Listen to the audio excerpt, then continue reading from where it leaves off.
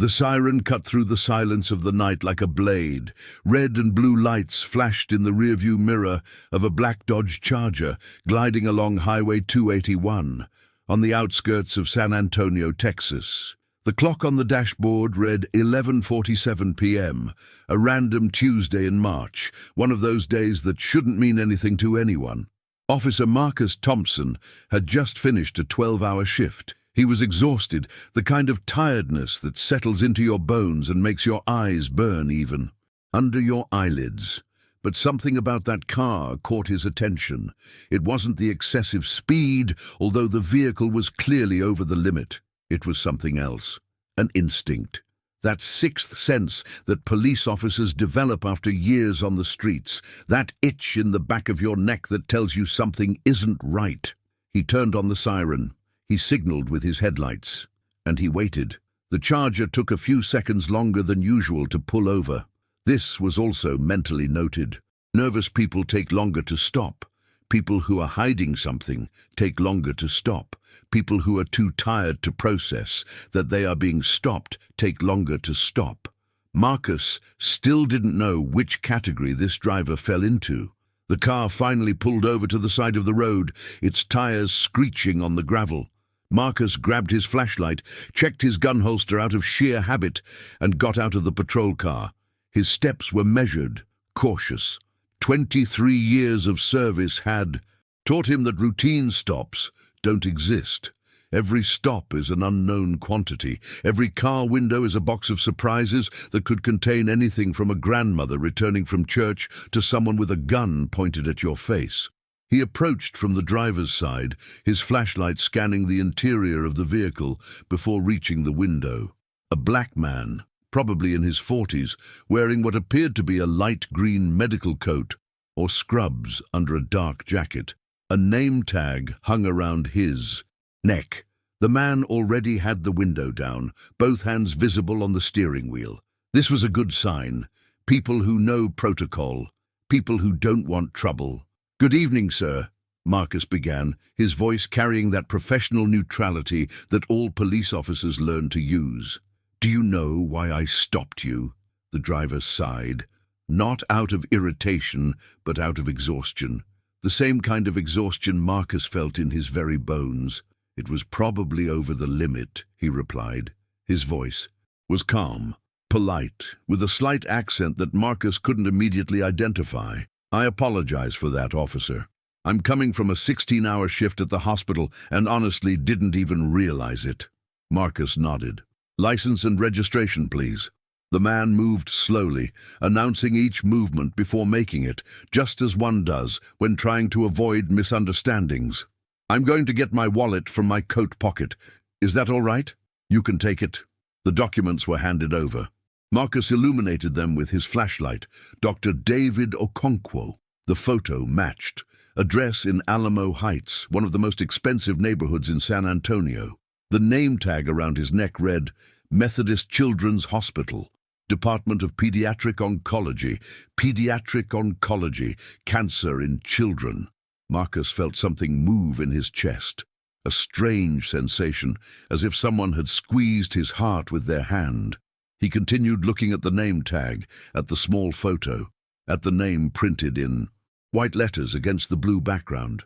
"Do you work at Methodist Children's?" he asked, and his voice came out different, less official, more human. Dr. Okonkwo seemed to notice the change. "Yes, almost 15 years ago. I'm a pediatric oncologist. 15 years." The number echoed in Marcus's mind like a bell. 15 years ago his daughter was 4 years old. 15 years ago his world had collapsed like a house of cards in a hurricane. He looked at the doctor's face again, and then it happened. That moment we see in movies and think is exaggerated. That instant when the brain makes a connection that seemed impossible, when pieces of a puzzle kept for years suddenly fit together. He recognized that face. Not in that vague way of, "I think I've seen this somewhere before." No, it was deeper. It was visceral. It was the face he had seen in his nightmares and in his prayers for months on end. The face that had appeared in the doorway of a waiting room to change the trajectory of his entire life. "Dr. Okonkwo," Marcus said, his voice now faltering. You treated a girl named Maya Thompson, acute lymphoblastic leukemia. That was in 2009. The doctor frowned, trying to process it. He had treated hundreds of children over the years, maybe thousands, each one important, each one a life, but the faces sometimes blurred together, the names sometimes escaped him. And then his eyes widened. Maya, he repeated almost in a whisper. Maya Thompson, curly hair. She liked to draw butterflies. She drew butterflies on everything, on the sheets, on the walls, on my lab coats when I bent down to examine her. Marcus felt the tears before he realized he was crying. Police officers don't cry on duty. Police officers don't show weakness. Police officers are rocks, pillars, fortresses. But at that moment, on the dark shoulder of a Texas highway, with cars passing by and sirens still flashing, Marcus Thompson wasn't a police officer. He was a father who had spent sleepless nights praying to a God he wasn't even sure he believed in. A father who had sold his car, mortgaged his house, worked extra shifts until he couldn't stand anymore, all to pay the medical bills. A father who had watched his 4-year-old daughter lose her hair, lose weight, lose the will to smile. She's alive, Marcus said, the words coming out choked. Maya is alive. She's 19 now. She's in college, studying nursing. Because of you. She wants to be a nurse. Because of you. Dr. Okonkwo opened the car door. He didn't ask permission. He didn't think about protocol. He simply got out and stood there on the shoulder of the road, looking at the policeman who was crying under the flashing lights of the sirens. I remember her, the doctor said, his own voice now choked with emotion. I remember you too. You were in the waiting room every night. You never left. The other parents took turns, but you were always there, always. I couldn't leave her alone.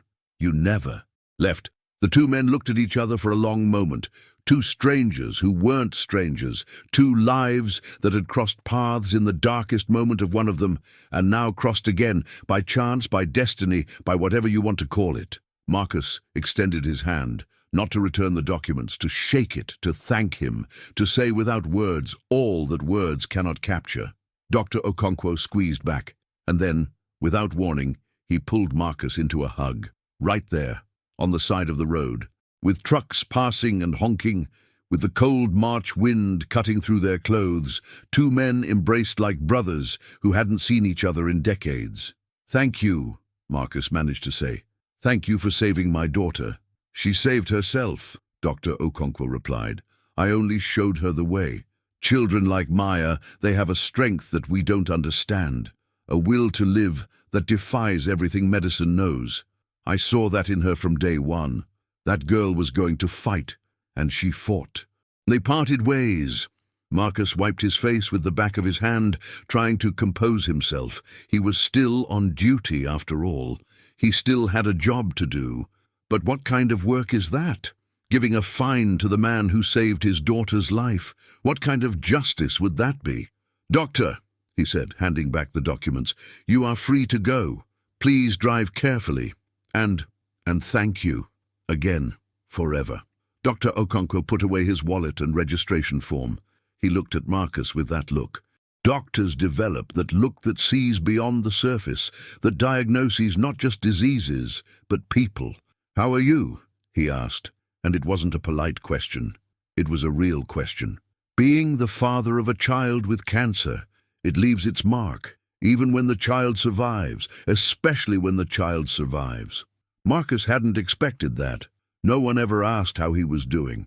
Everyone always asked about Maya, how she was, how her health was, if she had had her follow-up exams, if she was happy. Legitimate questions, important questions. But no one asked about him, about the nights he woke up sweating, dreaming that she had relapsed, about the constant fear that lived in the pit of his stomach, that fear that never completely went away, about how every cold, every fever, every headache Maya had still made him panic internally, even 15 years later. I'm fine, he replied automatically, the standard response, the response everyone gives. Dr. Okonkwo didn't believe it. His eyes clearly said so. You have a support group. the doctor said, for parents of survivors. It meets once a month at the hospital. It's not just for those who are still undergoing treatment. It's for those who have been through it. Because going through it is only the beginning. Living afterwards is the part nobody talks about. Marcus nodded, though he didn't know if he would go. Support groups seemed like something for other people. Weaker people. People who needed help. He was a police officer. He helped others. He wasn't helped, but the card that Dr. Okonkwo handed him was put in his pocket nonetheless. "You have my number now," the doctor said, "if you need to talk. About Maya, about you, about anything. Sometimes we just need someone who understands." They said goodbye. Dr. Okonkwo got into the car and drove off, the Charger disappearing into the darkness of the highway. Marcus stood on the shoulder for a few more minutes, processing what had just happened. The probability of that encounter was infinitesimal. Millions of people in San Antonio, thousands of cars on that road that night, and somehow, in some impossible way, he had stopped that exact car. Some people would call it a coincidence. Marcus wasn't sure what he would call it. He returned to the patrol car. He sat down. He turned on the police radio, listening to the routine calls, the familiar codes, the background noise of his profession. But his mind was far away, 15 years in the past. In that waiting room, at Methodist Children's Hospital, they had received the diagnosis on a Wednesday. Marcus remembered because it was his day off, the day he had taken Maya to the pediatrician because of some strange bruises that kept appearing. At first, he and Karen, his wife at the time, thought the girl was just being a child. Children get hurt. Children fall, bump into things, and bump into things. Bruises were normal, but those bruises weren't normal. They appeared for no reason, in places she hadn't hit, and they wouldn't go away. The pediatrician performed a routine blood test, and the world changed. Acute lymphoblastic leukemia, all as they called it in the hospital corridors, a type of cancer that originates in immature white blood cells in the bone marrow. More common in children than in adults, treatable in most cases, but the word cancer, when applied to her 4-year-old daughter, makes all the statistics lose their meaning. Marcus remembered sitting in the oncologist's office during that first appointment, listening to words he couldn't process. Chemotherapy, protocols, remission, relapse, survival rates. It was like listening to a foreign language. His brain simply refused to accept that this was happening, that his little girl, his Maya, his butterfly princess, was sick, gravely ill. Dr. Okonkwo was young at the time. Newly arrived at the Methodist Church, he was full of energy and idealism that residencies and decades of practice had not yet worn down. He sat across the table at that first meeting and did something Marcus never forgot. He looked him straight in the eye and told him the truth. He didn't sugarcoat it. He didn't downplay it. He didn't give false hope or paint apocalyptic scenarios. Just the truth. Naked and raw, delivered with compassion, but without condescension. "Your daughter has a serious illness," he said. "The treatment will be long and difficult. There will be days when you'll want to give up, days when she'll cry and you won't be able to do anything but be there. But there will also be good days, days of victory, and in the end, if we do everything right, she has a very good chance of getting through this. A very good chance. Not a guarantee. Doctors don't give guarantees, but a chance. And sometimes a chance is all we need." The treatment lasted 2.5 years. 2.5 years of going back and forth to the hospital, of chemotherapy sessions that left Maya so weak she could barely lift her head, of infections that sent her to the ICU, of nights when Marcus stayed awake by her bedside, listening to the beeps of the monitors, counting each breath as if it were her last. Karen couldn't take it anymore. Marcus didn't blame her for it. Not anymore. Some people aren't made to cross certain valleys. Some marriages don't survive certain storms. She filed for divorce halfway through the 2nd year of treatment. She said she couldn't go on anymore. That seeing Maya like that was killing her inside. That she needed to leave, to avoid going crazy. Marcus let her go. He didn't have the energy to fight. He didn't have the energy for anything but Maya. His daughter was the center of his universe, the sun around which everything revolved. If Karen needed to leave, let her leave. He would stay. He would always stay, and it stayed that way. The other parents in the pediatric oncology ward formed a kind of surrogate family. People who understood without needing explanations. People who shared cold coffee from vending machines at 3 in the morning, who exchanged tips on how to get a child with no appetite to eat something, who celebrated every small victory as if it were a world championship. Marcus met incredible people in those hallways. Parents who had lost everything, who had seen their children leave and yet still found the strength to comfort others. Mothers who sang lullabies to children who weren't their own when the parents themselves needed a moment to breathe. Grandmothers who knitted, colorful hats to hide bald heads. A community of intertwined pain and hope, and at the center of it all, orchestrating the chaos with a firm hand, was Dr. Okonkwo and his team. Marcus remembered one night in particular. Maya had had a severe reaction to the chemotherapy. High fever, uncontrollable vomiting, her little body trembling like a leaf in the wind. The nurses rushed around the room, adjusting IVs, checking vital signs. And then Dr. Okonkwo appeared. It was 2 in the morning. He wasn't on duty, but someone had called him and he had come. He stayed by Maya's bedside for 3 hours, not because he needed medical help, but because he was there. Because he understood that sometimes presence is the best medicine. When the crisis passed and Maya finally fell asleep, he turned to Marcus and said something the police officer never forgot. "I chose this specialty because I want to make a difference," he said. "But it's not just about curing diseases. It's about caring for people. Your children, yes, but you too. Because a child with cancer is a family with cancer. You are all sick with worry, fear, and exhaustion. And if I don't take care of you, how will you take care of her?" That night, Marcus cried for the first time since his diagnosis, not from sadness, from gratitude, from relief that he wasn't alone in this battle. Maya went into remission 6 months after that night. The news came on a sunny day, as if the universe were orchestrating the illumination for the moment. Dr. Okonkwo called Marcus into his office, and the policeman entered, prepared for the worst. Always prepared for the worst. But the smile on the doctor's face said otherwise. "The tests are clear," he announced. "There is no longer any sign of cancerous cells. She is in remission, not a cure." Doctors never use the word cure for cancer, especially in the early years. Remission means the monster is sleeping, not that it has been defeated, and the monster can wake up at any moment. But remission was enough. Remission was a miracle. Marcus returned to Maya's room that day and found her drawing. Butterflies, as always. Blue, green, purple, yellow butterflies. A whole garden of butterflies on a crumpled piece of hospital paper. "Daddy," she said when she saw him come in, "I dreamed about Mommy Butterfly again. She said I'm going to get better." Maya had an imaginary friend, or rather, an imaginary female friend. A giant butterfly that she said visited her dreams. Karen found it strange, even worrying. Marcus found it comforting. If his daughter's imagination was creating a source of hope, who was he to question it? "Mommy Butterfly was right," Marcus said, kneeling beside the bed.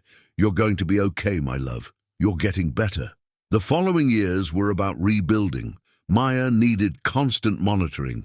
Checkups every 3 months in the first year, then every 6 months, then annually. Each checkup was psychological torture for Marcus. Each trip to the hospital brought back memories, fears, ghosts. But the results always came back clear. The monster was still sleeping. Maya grew up. She lost interest in butterflies around the age of 8, trading them for horses, then boy bands, then young adult romance novels. Normal things, normal phases. Normality was the greatest gift. She entered high school as an ordinary girl, popular enough to have friends, smart enough to get good grades, rebellious enough to be a handful. Marcus loved every moment of trouble she caused. Every door slammed, every "you don't understand, Dad." Every teenage drama was a blessing in disguise. It meant she was there, alive, growing. In her second year of high school, Maya decided she wanted to be a nurse. The decision came suddenly, or at least it seemed that way. In fact, Marcus suspected she had been thinking about it for a long time before verbalizing it. "I want to work with children with cancer," she said at a Sunday dinner. "I want to be like the nurses who took care of me. They were so good, so patient. I want to be like that for other children." Marcus had to get up and go to the kitchen, pretending to get more juice. In reality, he was hiding his tears.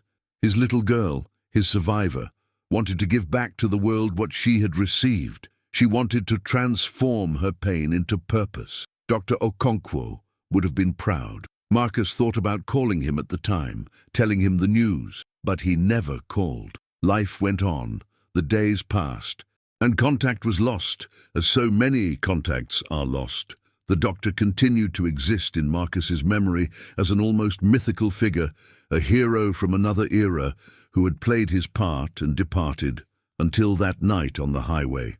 Marcus started the car and drove back to the police station. His shift had ended long ago, but he didn't want to go home yet. He wanted to process the case. He wanted to understand what had happened and what it meant. Dr. Okonkwo's card was still in his pocket. He took it, looked at the printed numbers, and put it back. Should he call? He didn't know. He probably should call. He probably should thank him again, tell him more about Maya, about how she had grown, about the woman she was becoming. But first, he needed to make another call. The phone rang 3 times before Maya answered. It was almost 1 in the morning, but she was a college student. College students don't go to sleep before 3. "Dad, is everything all right?" Her voice was filled with concern. Marcus never called this late. Parents of cancer survivors learn not to give unnecessary scares. Every call at an inconvenient time is a potential heart attack on the other end of the line. "Everything's all right, my love. I just wanted to hear your voice." A silence. Maya was processing, trying to understand. "Dad, are you crying?" "Maybe a little." "What happened?" Marcus recounted the story. The routine approach, the black car, the exhausted doctor, the recognition, the hug, by the roadside. He told everything, the words coming out in disjointed bursts, the narrative jumping from one thing to another without chronological order. When he finished, Maya was silent, but he could hear her breathing, uneven and broken. She was crying too. "Dr. Okonkwo," she said finally. "I remember him, Dad. He was kind. He never spoke to me like I was a baby. He always explained everything, even when I didn't understand half of it. He remembered you too. He said you used to draw butterflies." Maya laughed through her tears. "I was obsessed with butterflies. I thought that if I drew enough butterflies, they would give me wings and I would fly away from the illness. You flew, my love. In a different way, but you flew." Another silence, longer now. Marcus could feel his daughter on the other end of the line, processing, feeling, remembering. 20-something years old, but she carried memories that 80-year-olds didn't have. "Good. Try. Thank you for staying. For never leaving." The words hit Marcus like a punch to the chest. He had never spoken to Maya about the divorce, about Karen leaving. He thought she was too young at the time to remember, to understand. Apparently, she did remember, and she understood more than he imagined. "I could never leave, Maya. You are my life." "I know, Dad. I always knew." They hung up after a few more minutes of conversation. Silly things, father-daughter stuff. How college was going, if she was eating properly, if her boyfriend was treating her well. Precious, normal things. Marcus went home. The apartment was dark and silent. He had never remarried after Karen. Not for lack of opportunity, but for lack of interest. All the love he had could be contained in one person, and that person already existed. On the refrigerator there was a photo of Maya on her high school graduation day, smiling, wearing that ridiculous graduation cap that graduates wear, her arms raised in victory. Below, another photo, older. Maya at 6 years old in the hospital, bald, thin as a bird, but smiling nonetheless. Always smiling. Dr. Okonkwo was right. She had a strength that defied comprehension, a will to live that couldn't be measured by any test, any medical instrument.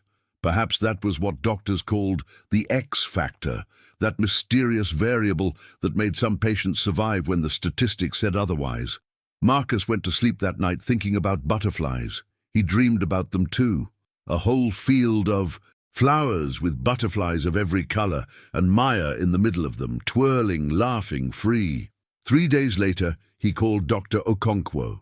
The doctor answered on the second ring, as if he had been expecting something. "Marcus, I was thinking about you. How are you?" "Better," Marcus said. And it was true. That encounter on the highway had stirred something inside him. It had unearthed things that needed to be unearthed. They talked for almost an hour. About Maya, about each other's work, about how life had changed and how it had remained the same. Dr. Okonkwo said he had been married for 10 years, had 3 children, all healthy, all a blessing. Marcus talked about the cases that had most marked him in the police force, about the lives he had saved and those he couldn't save. "You know," Dr. Okonkwo said at one point, "I think about my patients all the time, even the ones we lose, especially the ones we lose. But those who survive, you are the reason I keep going. Every Maya, every success story is fuel for the difficult days." "Have you ever thought about giving up?" Marcus asked. "It must be hard, seeing so many sick children." A sigh from the other end of the line. "Every day. I think about giving up every day, and every day I decide to stay a little longer, because what else would I do?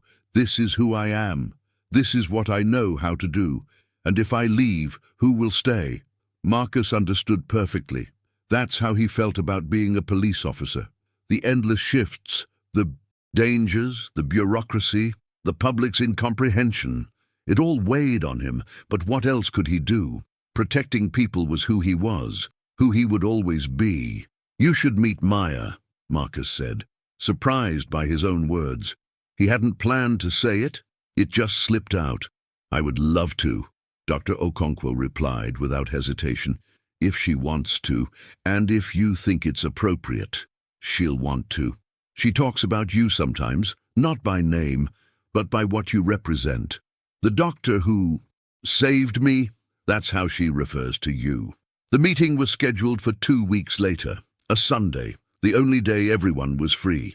Marcus invited Dr. Okonkwo and his family to lunch. He would have a barbecue in the backyard, just like he used to do during Maya's childhood summers. The days leading up to the lunch were strange for Marcus. He found himself obsessively tidying up the apartment, buying new things, worrying about details that had never mattered before. He wanted everything to be perfect. He wanted Dr. Okonkwo to see that the girl he had treated had transformed into an incredible woman. He wanted the doctor to know that his work had been worthwhile. Maya arrived Saturday night, driving her old car from Austin, where she studied. She entered the apartment as she always did, leaving her suitcases scattered in the hallway, immediately opening the refrigerator to see what there was to eat, complaining about the traffic. "Dad," she said, chewing on a piece of cheese, "I'm nervous. What if he doesn't remember me? What if it was all just politeness?" "He remembers, Maya. He remembered the butterflies." Her eyes widened. "Seriously? Butterflies? He said you drew on the sheets, on the walls, even on his lab coats when he bent down to examine you." Maya stood in the middle of the kitchen, the forgotten cheese in her hand. Marcus saw the moment the memories hit her. Memories of a time she usually avoided thinking about.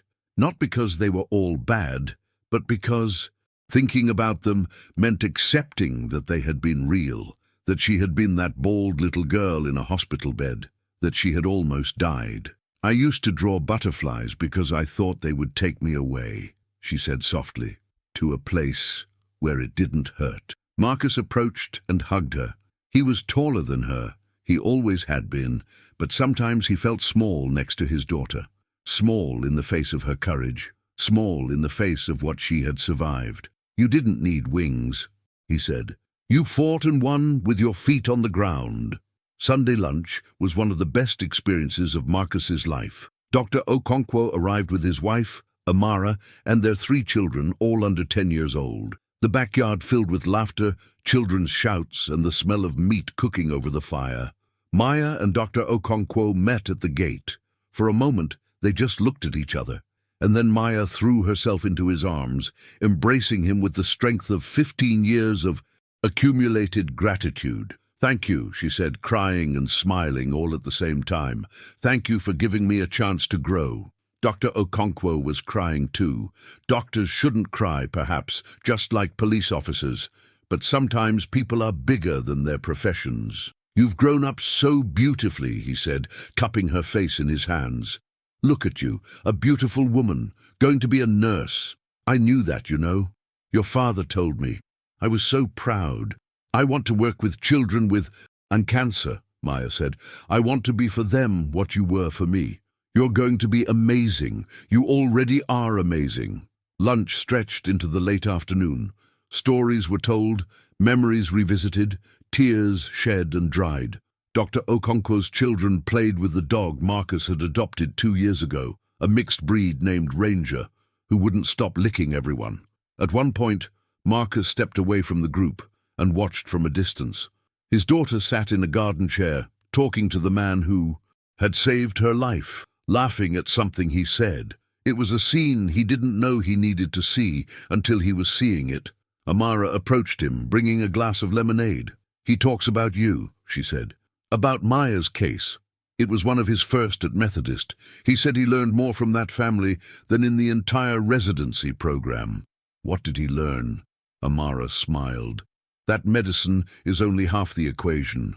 The other half is love, the love you showed her, the dedication, the constant presence. He says Maya survived because she had a father who didn't give up." Marcus didn't know what to answer. He swallowed the lemonade in silence, hiding his emotion behind the glass. He wanted to give up several times. Amara continued. "Pediatric oncology isn't for everyone. You lose patients, children. It's devastating.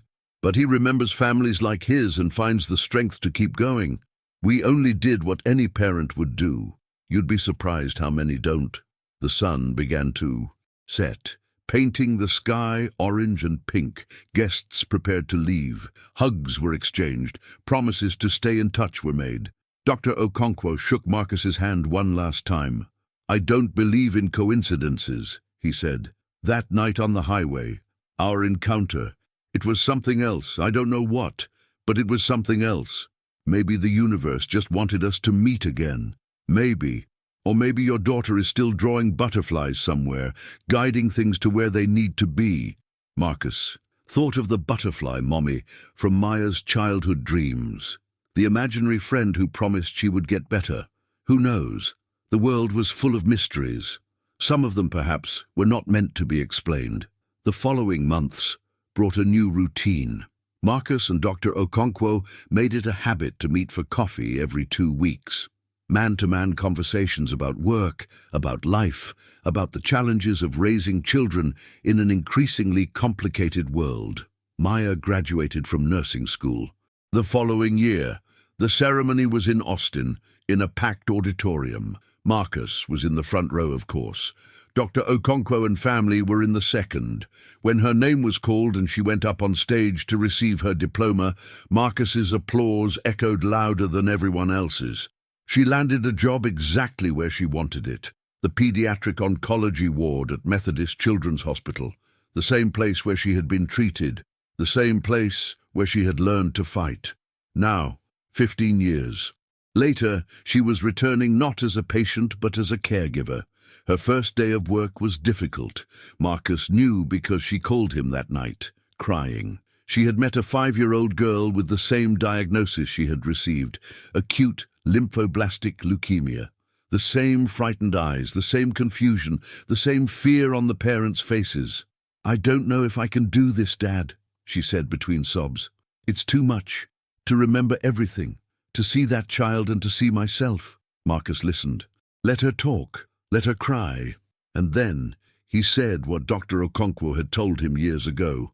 "You can do this because you're the right person for it. You understand what that family is going through in a way that almost no one else does. You're not there to heal yourself, Maya. You're there to help others heal." The crying subsided. The breathing calmed down. "I drew a butterfly for her," Maya said after a while. I was nervous. I didn't know what to do, and I just drew a butterfly on a piece of paper and gave it to her. She smiled, Dad. It was the first time she smiled since she arrived.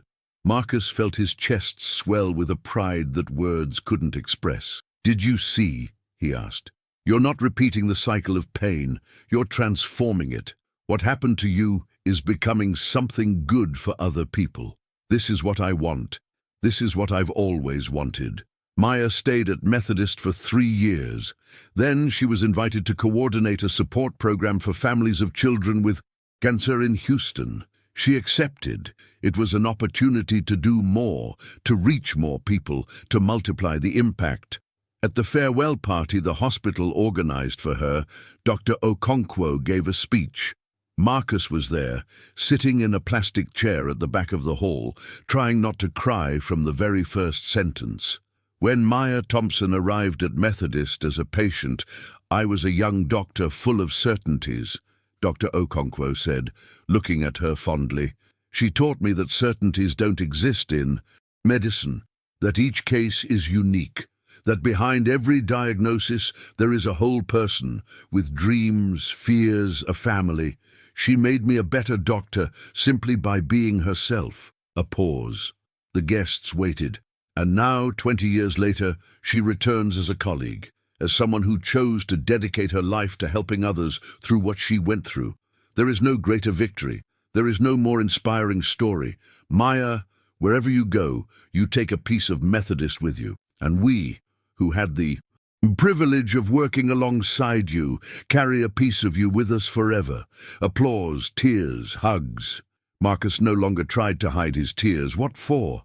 Some tears deserved to be seen. Some emotions deserved to be shared. After the party, Maya found him in the parking lot, father and daughter side by side, gazing at the hospital building under the nightlights. It seems surreal, she said. I was so sick in here. And now you are healed, in every sense. Maya rested her head on his shoulder. She didn't need to stretch to do that anymore. She was a grown woman now, a respected professional, but she was still his little girl. She always would be. Good? Try? Do you think the butterfly mom was real? Marcus thought for a moment. Logic said no, of course. It was a creation of the child's mind, a defense mechanism, a way of coping with the unbearable. But logic didn't explain everything. Logic didn't explain how Maya survived when the statistics were against her. It didn't explain exactly how Marcus had stopped Dr. Okonkwo's car that night on the highway.